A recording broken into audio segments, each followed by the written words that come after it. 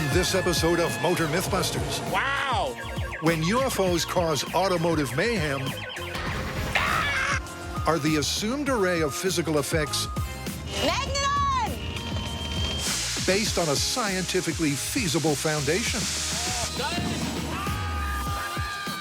And It started overheating, and then steam just started coming out. a radiator rumor. I was thinking about peeing into it. You know, that's indecent exposure, right? Can a leak This is so gross. really provide emergency relief? Full urine steam ahead! Meet the team. There's a potential that I could get electrocuted. With the mechanical expertise More oxygen, more fuel. That makes more power. to test all things automotive. It's almost like surgery. If I make a mistake, we'll blow up the engine. This is Motor MythBusters, This is our job! where science meets the streets. BC! Yes? Our radiators are in for the truck. So I got two of them. Because I went online and I saw there was one guy, he peed into the radiator, and that was enough to get him 2.5 miles to the gas station until it got fixed. Huh. Well, So I thought, let's get a couple of them. We'll test, could you use urine as coolant? okay. You're liking this myth, I can tell. Yeah, kind of, Here, you want to sorta. grab one? So, the myth is you're in the middle of nowhere. Your engine's steaming, radiator leaking. Don't hesitate to micturate. Question is, can pee really be used as an emergency coolant? I feel like most people think when you fill up your radiator, you're filling up the entire thing like it's a big tank.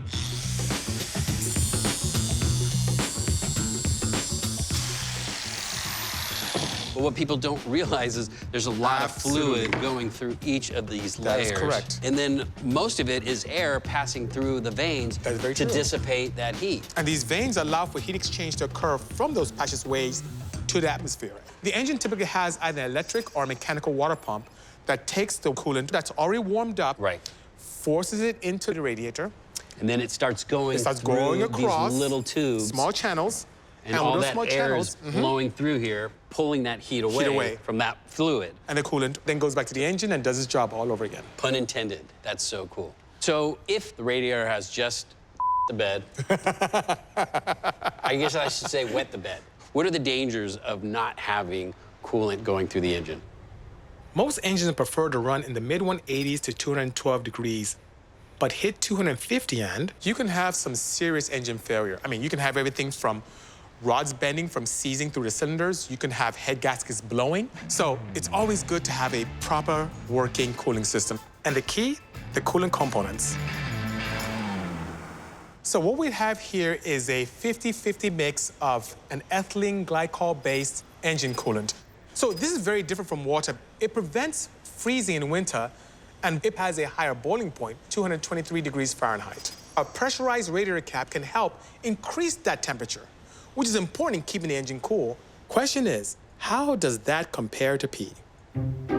Oh my God. I'm ready to Get that boil away some from me. pee. Oh my God. Is that yours? This is mine. You need some more water in your diet.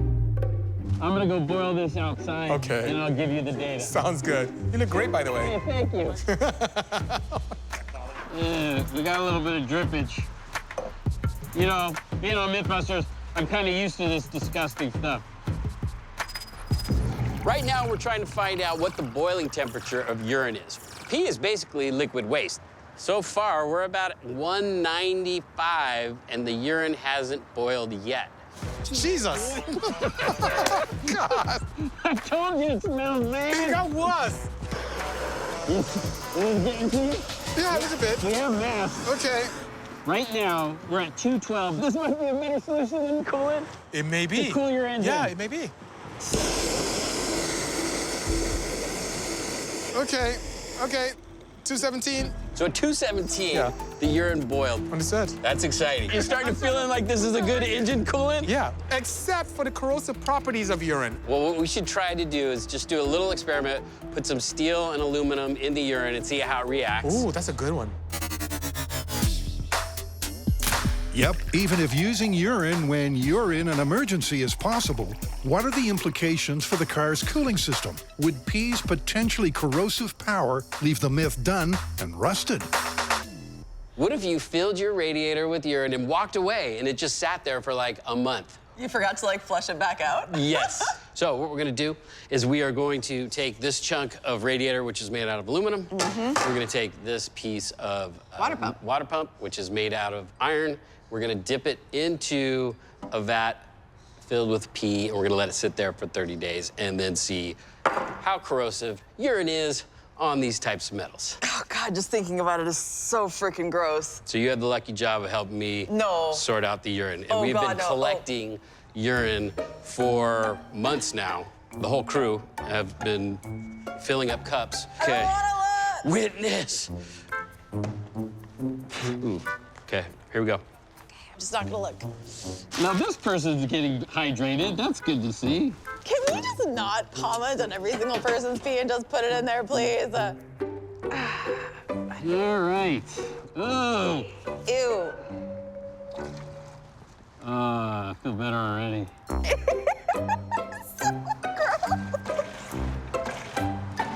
Trust me, it's just as gross for me as it is for you. Oh, yeah, okay. So the urine is in there. We have the aluminum radiator. We have the iron water pump. Now we're just gonna let it sit and see how much corrosion happens. While the cooling system sits back and soaks up the pee. Next up, Tori and BC continue collecting data by relieving the radiator. What a lot of people don't realize is that even when you have a leak in your radiator system or if it has a fracture, you want to evacuate all of the cooling liquid out of it. There's still some left in the crankcase, the heads. Inside the engine, you have a ton of fluid still left. Well, I guess first things first, we got to replace the broken radiator. The one beauty of working on older cars is that there are a lot of bolts that are rusted. So I have the last bolt that's holding the radiator in place. Okay.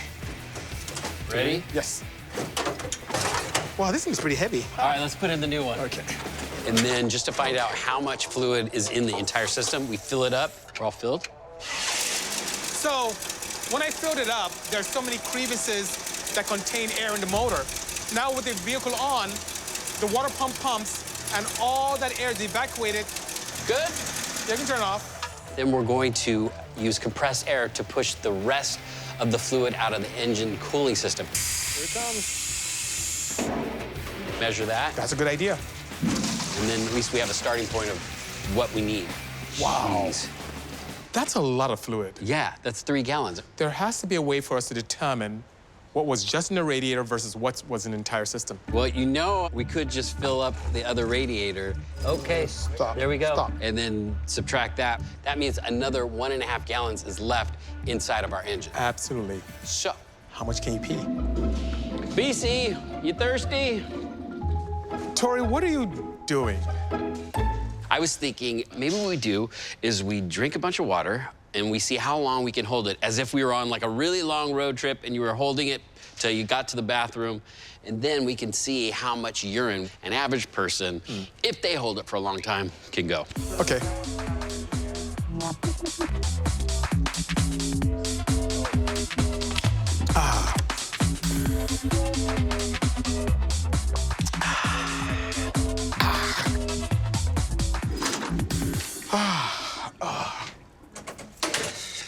How'd you do? I feel much lighter. Look what I came up with. 1.5 quarts. Yeah. That's not nearly enough for one person to refill a radiator. But if there was 3 people in the truck, Right. you would have a gallon of urine. Easily. This is good news for us. It's great news. This could potentially It work. could be. But you know what? There's nothing like going to the real world and doing it properly. So That's right. Cheers to that. say cheers.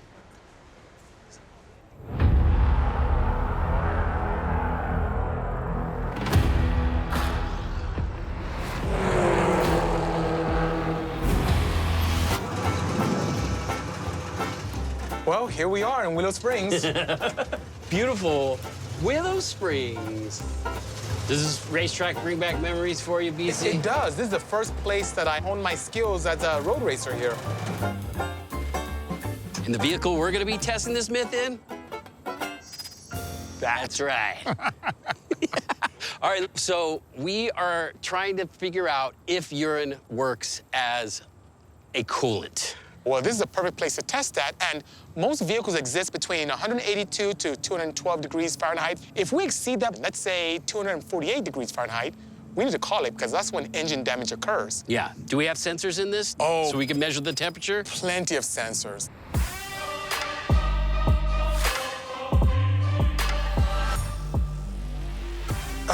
Okay, so we have drained our radiator completely. The engine is bone dry. All right, you ready to do this? I'm ready, but I want to mask up first because this is going to be really stinky, and we're going to do this pretty quickly.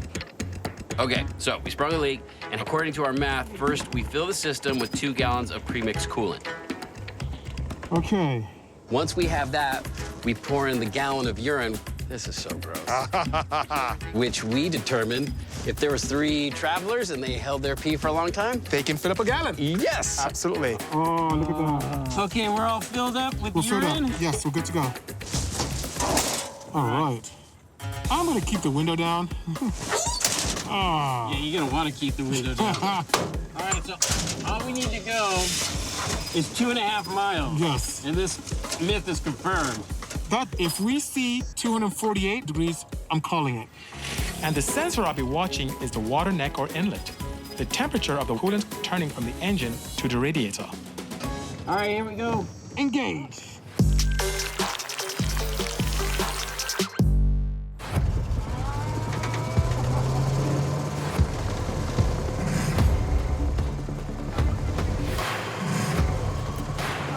Hey, do you smell that? Oh my God. Starting to warm up. Oh, yeah? We're at 175 degrees yeah. right now. So far, so good.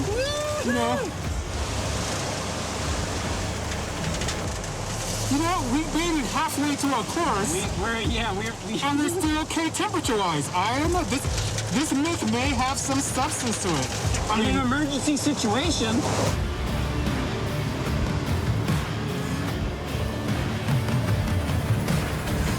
At the myth-specified 2.5 mile mark, the pea coolant mix is clearly coping. So we're doubling down and doubling the distance. Oh! Yeah, it is starting to get a little. Yeah, a little funky. We're like fluctuating around 177 to like 180.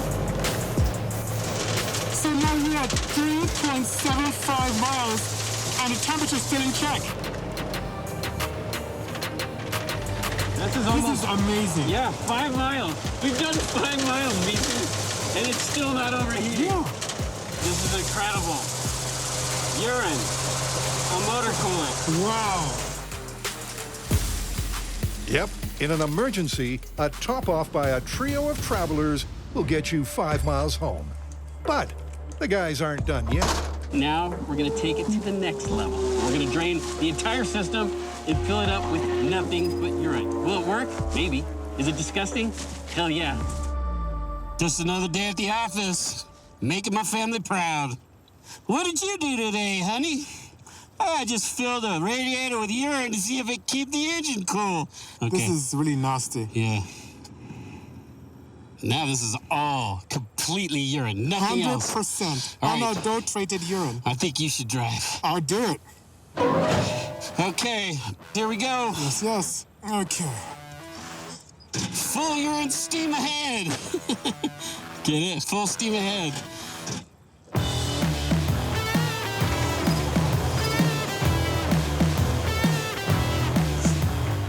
All right, our temperature's gone up. Oh, we're up to 172. All right, we're halfway through the course. All right, we are at 5 miles, and our engine did not overheat. This is a good testament to urine. I say we have to confirm this one. I agree with you. You know, it looks like if you're in a pinch and you run out of radiator fluid, you could use your own urine as a substitute. Gross, but it works. Yeah, it does work. Confirmed. Confirmed. Okay, using urine in an emergency works surprisingly well. But even if you can leak enough to top off the leaky radiator, are there any corrosive consequences? Can you smell it from over there? I am holding my breath.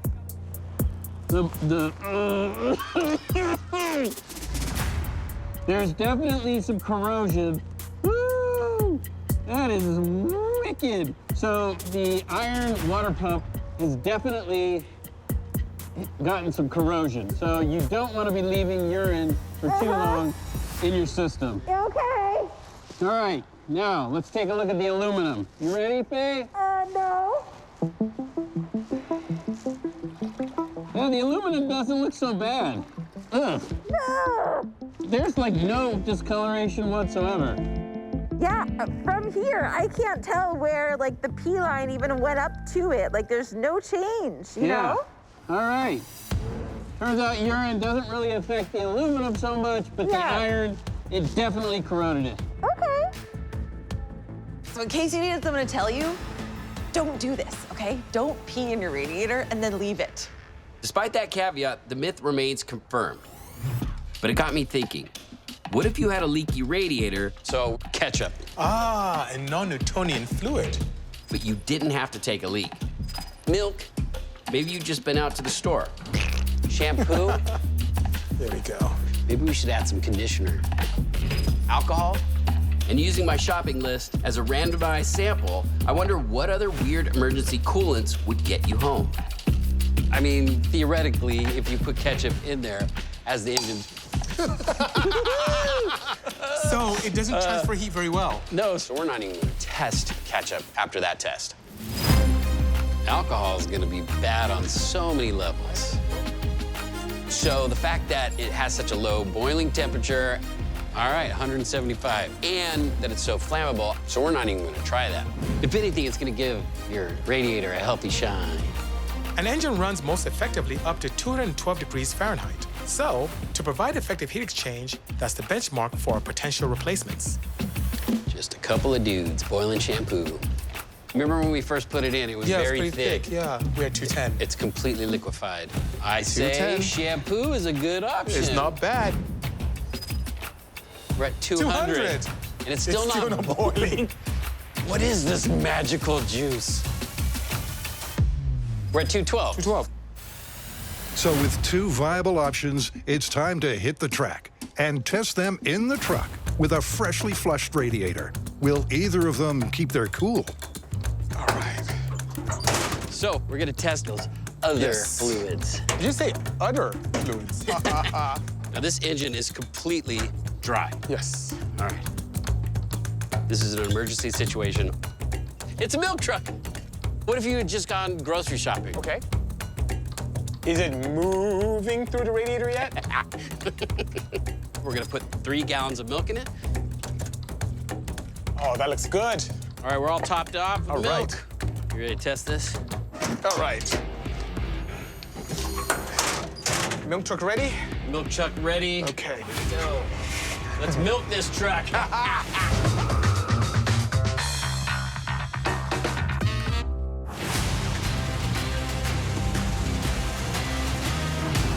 You think we'll match the P's 5-mile marathon? My feeling is the milk is gonna cook and it'll clog up the engine. 162, doing about 45 miles an hour. That's good. It's kind of holding, but we're only halfway through the run. So we're staying put at 174, mid-170s. Ooh, does that milk I smell? Like a latte? Smells like burnt milk. I'm picturing big chunks of cooked milk and Big fat globs just clogging the system. But nonetheless, so far, we're almost at the finish line. BC, this is The like milk is blowing holding, my I'm mind. telling you. But it's actually working. So you know what that means? If you are somewhere stranded and you don't have enough urine, you can put milk in your cooling system. Milk does an engine good. Sure does. I'm impressed. That was crazy. Milk worked. It did. Yeah, this one's confirmed. Confirmed. But we're not done yet. cue Rose and her pit crew to cleanse the cooling system. How's it going, you guys? Well, we're about to take a milk bath. I'm ready. Oh! Woo, that is rank. That's not bad. You know, I expect to see some chunks and coagulation, but That's all it inside held the up. engine, BC. After the flush, the radiator is replaced, so Tori and BC can repeat the test with the second of their store-bought liquids. Let's say you're on your way back from the mega marts. Okay. You may have a ton of shampoos. Right. Oh, I don't know about this, Tori. We're gonna be here forever. Excuse you. Sorry. It smells good, though. You know, we've come a long way since urine. Thank God. How do we get it in the radiator, and how do we get it to flow? All right, I'm gonna start the engine to see if we can get some shampoo to drop in. Is that helping? Yeah. And we need 3 gallons of this stuff. Yeah, a little agitation, Yeah. we're good. We're blowing bubbles. Oh, that's good. I say we go for it. BC, what do you think? Yeah. But if this exceeds 248 degrees Fahrenheit in the cooling system, I'm calling it. The engine smells so fresh. Here we go.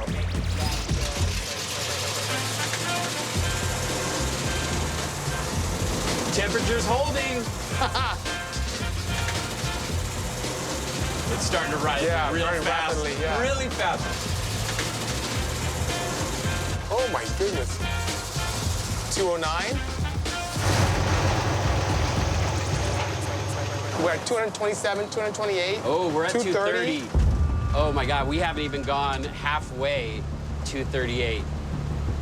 248 is the number we That's need my to number. kill it. Oh, this is so nerve-wracking. I don't think we're gonna make it. We're at 245. Just coast because we're at 247. If we hit 248, we gotta That's shut it. this engine off. Yes! Oh, this is crazy. All right, this is the tricky part, going uphill. You're gonna have to hit the gas. Oh no, this could be the end of our trip. 245. Uh-oh. Oh, We're going boy. up. I'm trying to get to the next. 247. Oh, the It's suspense holding is up killing me. 247.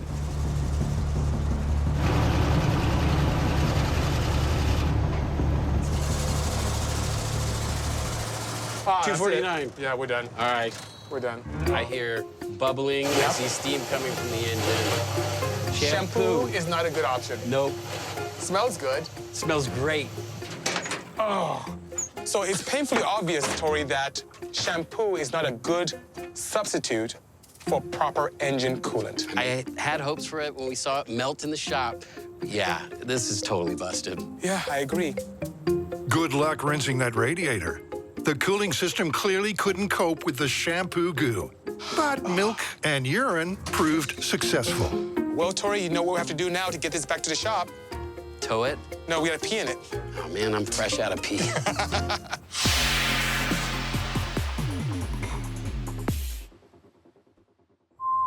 Coming up on Motor MythBusters,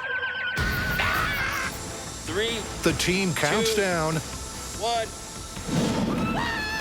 to launch an investigation into the mythical automotive mayhem caused by UFOs. Do the reports of chaos and damage really add up? There's some kind of technology that's causing this damage.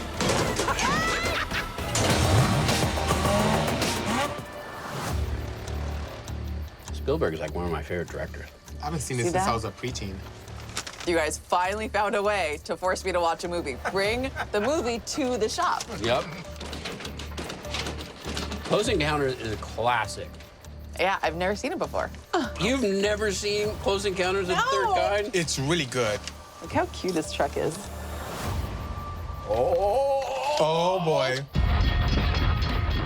Everything's flying out. Look at the gauges. Look at the gauges. The rate. Oh. I mean, what do you guys think could have caused the gauges to react that way? I think some kind of electromagnetic force. An electromagnetic field is the most common explanation for the myth of UFO-induced automotive mayhem. So to ground this test in real-world physics, the team will start there.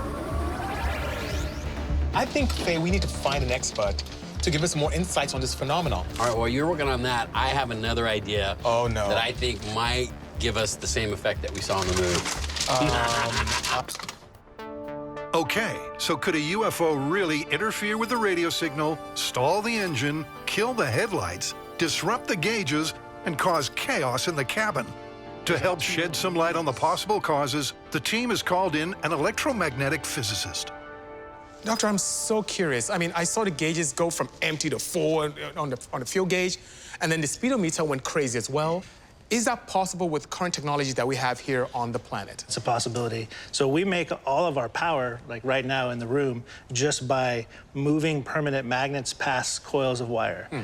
And so when you have a gauge, you're just basically measuring current going through that. So if we can change a magnetic field enough, we could change the current that those gauges are actually measuring.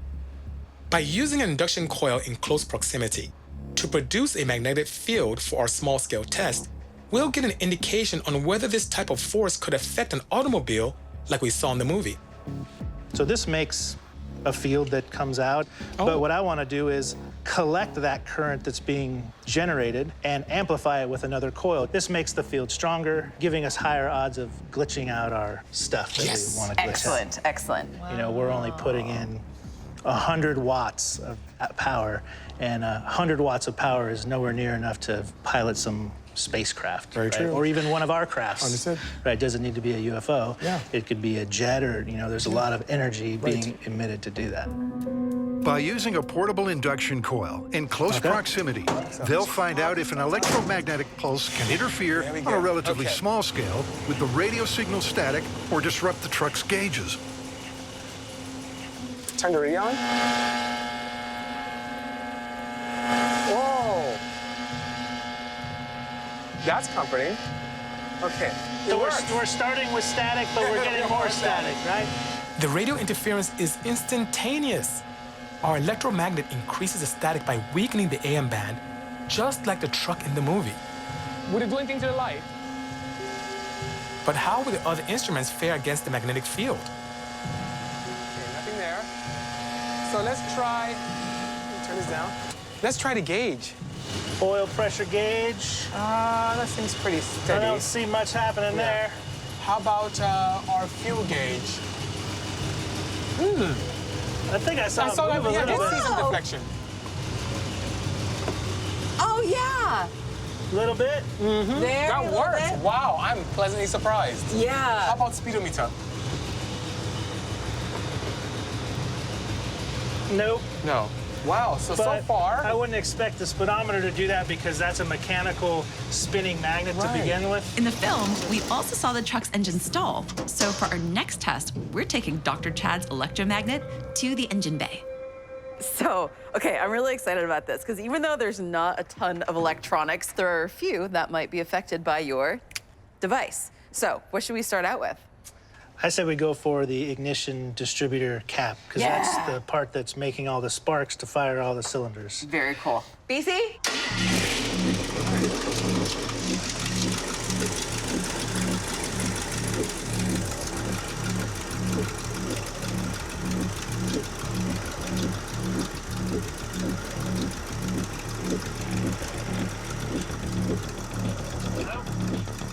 What about the wires over here? The low-level electromagnet has no effect on the truck's distributor. So Chad is experimenting with a pulse over all of the electrical components under the hood. But still no reaction. Wow, this is pretty resilient. That's amazing. Yeah, definitely. Okay, so size does matter. The pickup's engine resisted the effects of Dr. Chad's cute electromagnet.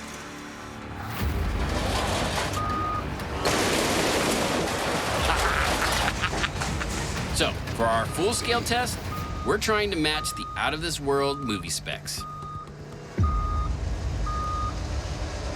So, Faye, this is what I was thinking. A giant magnet. Oh, yeah, that thing's freaking huge. 54 inches in diameter. It could lift 5,300 pounds. Oh, my gosh. So it could easily lift up the truck, is what you're saying. Wait a second. But we are not going to lift up the truck. The plan is to not destroy this vehicle. The plan is to put the magnet directly above the engine, just kissing the engine.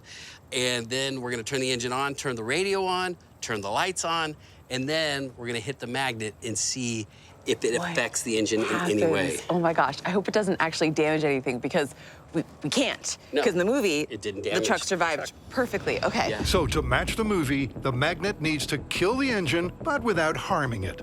A mythical oxymoron, if you will. We're living on the edge. All right. We're ready to place the magnet. All right. Be gentle. This is our baby. Oh my God. To control exactly where our magnetic field is deployed, we'll position the magnet directly above the engine bay before we turn it on. Level it out. That looks good right there. Yeah. All right, I'm gonna start the engine. I'm gonna turn on the headlights, radio. Magnet on! Oh, it's definitely sucked down to the truck. Oh, it's affecting the radio. It's affecting the radio. Lights? I'm gonna go check the headlights real Check the quick. headlights. Oh my God. It's affecting the radio. Lights are still on. Oh, It shut off. what is? The Is radio? the engine off? Wait, the engine shut off? Is the engine off? Oh! The engine died. Oh! This is crazy.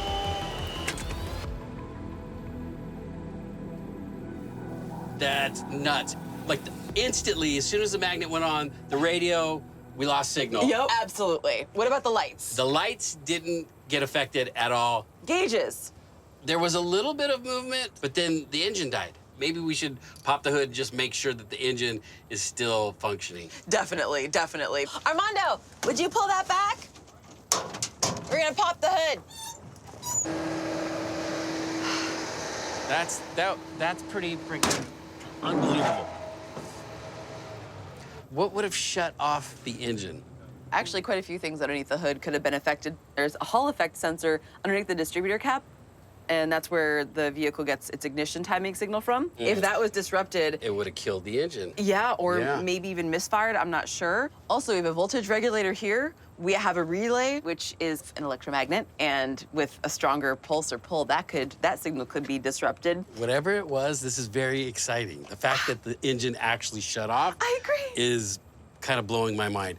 All right, why don't we see if the engine's still running? And I'll just monitor it and see if anything is running differently or anything is loose that I should be concerned about. So in order to call the myth confirmed, we have to replicate all of the conditions from the movie. And in the flick, the engine stalled, but it was able to be restarted. All right, Faye, here we go. Okay.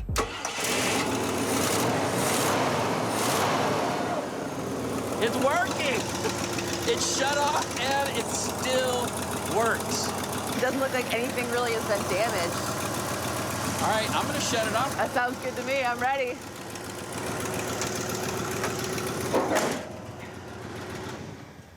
That was impressive. All right. The fact that the electromagnetic field shut off the engine, I mean, you can't get a better result than that. No, I mean, that was exactly like what happened in the movie. Even to the alternator gauge, which may have been a symptom of the engine sort of slowing down and sort of like reducing the rotation of the alternator, but still, the gauge that's a did result. move. It's a result. Yeah. So to me, the gauges, doesn't matter how it happened, it's plausible. Yeah, and the radio, for sure. I mean, Oh, the yeah. moment the magnet went on, we could hear squealing coming from the radio. That one's plausible. Oh, 100%. The engine's plausible. The lights, The lights, not so much. maybe that one's busted. What do you think? Yeah, I would have to say that was busted. Lights busted. Okay.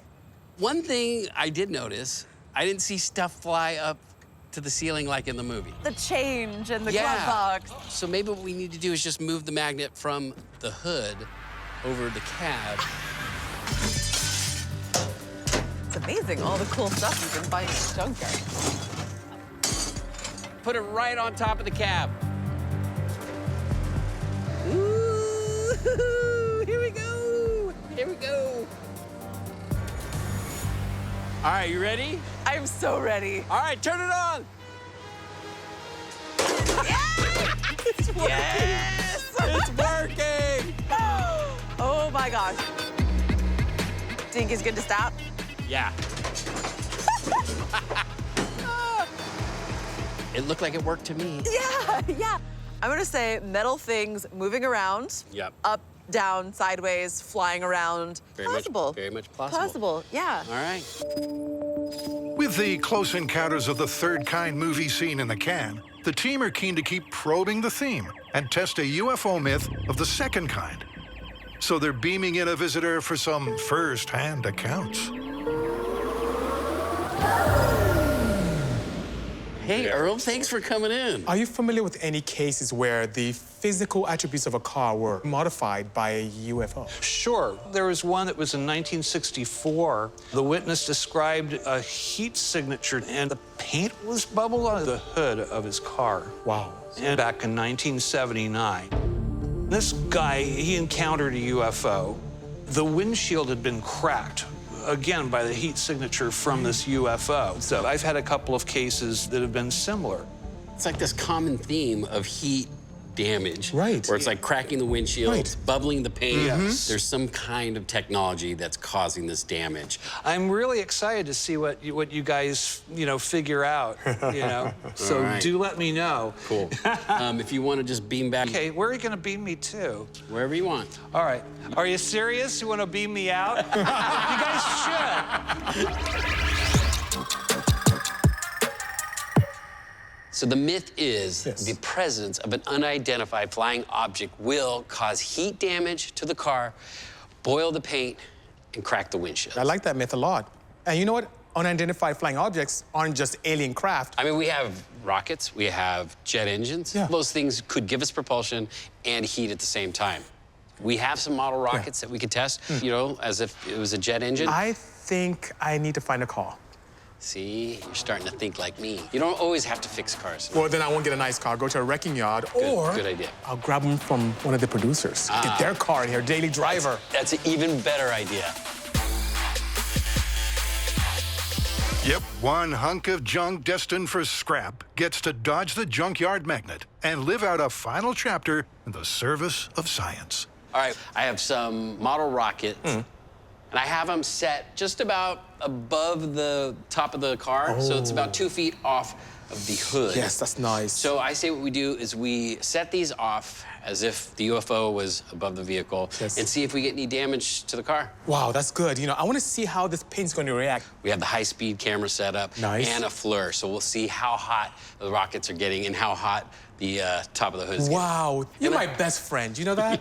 You're so excitable. I love that about you, Absolutely. BC. Sounds good. The 3 solid model rocket engines pack a punch of 12.1 newtons with a burn time of 9 seconds each. Model rockets, test number 1 in 3, 2, 1.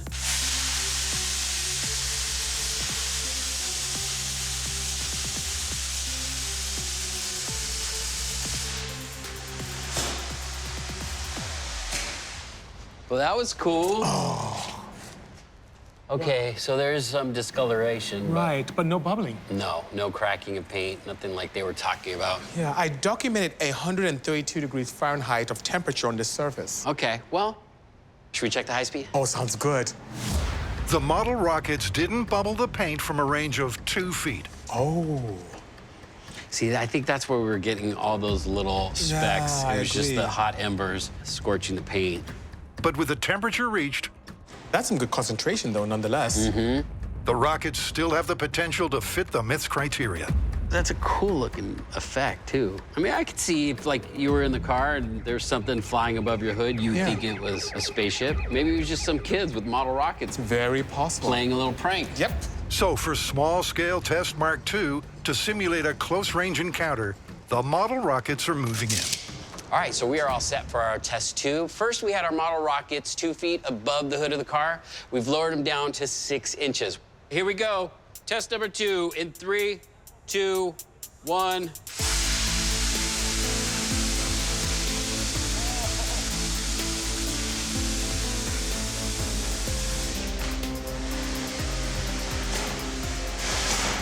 Did you see how red hot the hood got? I wonder what temperature it is now. Oh, there's bubbling. Look at the hood. Oh my goodness, that's over 400. That can definitely burn your hand. I feel the heat right now. All right, we're losing the heat. But what we're trying to see is if we could replicate what they were talking about in their stories, and we have here. Yes, We've got we do. Warped steel, and we have bubbles in the paint. And we didn't have to use an unidentified flying object to make this happen. All right, now in one of the UFO encounters that these people talk about, they said that their windshield actually cracked. Now, glass is a lot more brittle, so it's gonna be interesting to see how it withstands the heat of these rockets. We've removed an old windshield to test the effects of our rocket safely on the bench. And since we found the model rockets had a far greater effect on the hood when within close proximity, we'll keep it consistent and start with the 6-inch test. Here we go in 3, 2, 1.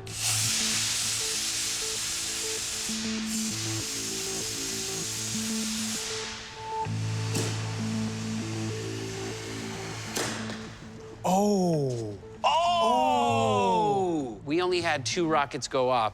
333 degrees. Yeah, dude, check this. Oh! We got shattering at both sides, but we got a really big shattering happening right here. And, you know, those were just little model rockets, and not all of them went off. Yeah, only 2 of them. And we were still able to get a shattering just like these people were talking about when they experienced this UFO. I am curious to what the high speed shows. Okay. I'm sure that'd be quite spectacular. Small-scale success. Our rockets were able to match some of the visual accounts. It's so crazy. It looks like a plasma cutter. Yeah.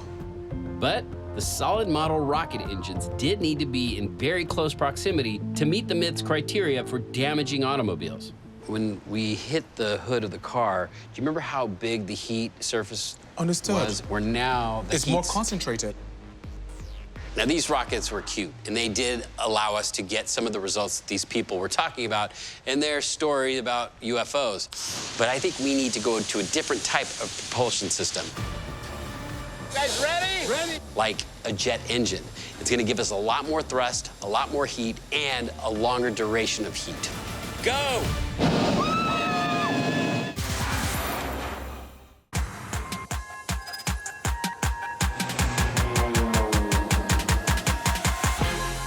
So to test this part of the UFO myth, we needed a jet car.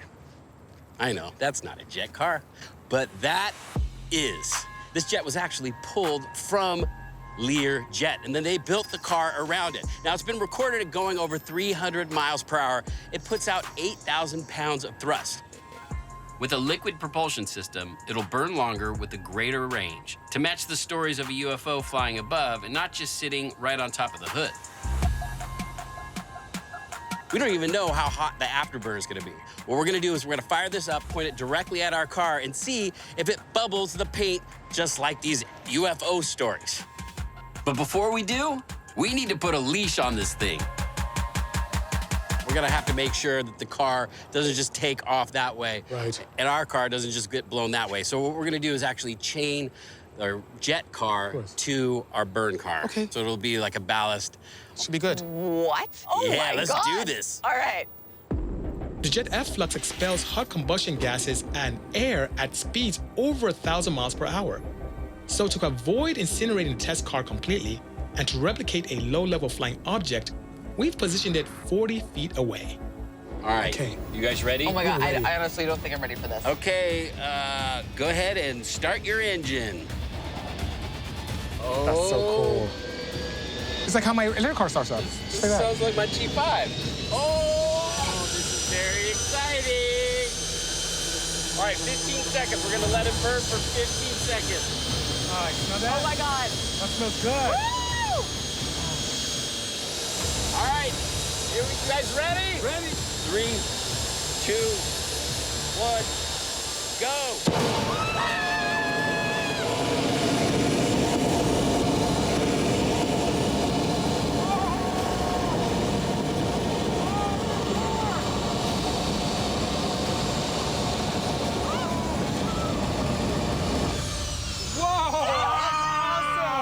That was insane. Freaking my insane. goodness. Woo! Oh, we got a little bit of bubbling. Yeah, Look it at actually this. fared a before little you bit better close, than I thought. before you close, let me check this. That's still I'm warm. not gonna touch it. Don't I do dare, it. Dare to grab No, it. no, I pass. no. Oh, look at this. We got a cracked windshield here. Oh. This is all new. And right now, what I'm seeing is Whoa. everything plastic on this side Yes. is melting, which makes sense. Definitely. We don't really see any warping the going side on marker light. on the metal. That was surprising because, like, with the way that it was rattling back and forth, I thought for sure there'd be some damage. So far, We it's got looking 2 of the like 3. this is working. Yeah. But not working well enough. So what I think we should do is bring it closer because, you know, a lot of these people said it was right above their car. So we're going to reset for another test. This time, we're bringing it in to 20 feet. All right, you guys, any predictions? Yeah, I think that car is gonna come up in the air. It's definitely gonna have warped panels, definitely gonna have bubbled paint, definitely gonna crack some glass. This is gonna make it happen. I just hope this thing damage. doesn't catch fire. All right, you guys ready? Oh yeah, wait, Here we go. Hearing In protection, 3, hearing protection. 2, 1, start it up. Oh my God, it actually sounds like it's about to take off. Oh boy. Hear those turbines spinning. Oh my God. Hit it!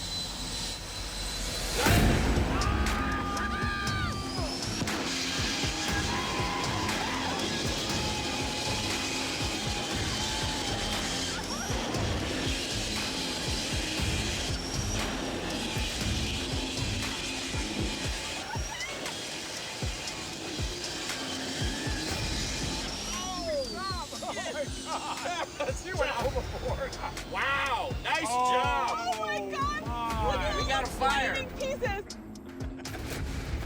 Now that's what I call a close encounter. We need to inspect the aftermath and call them in.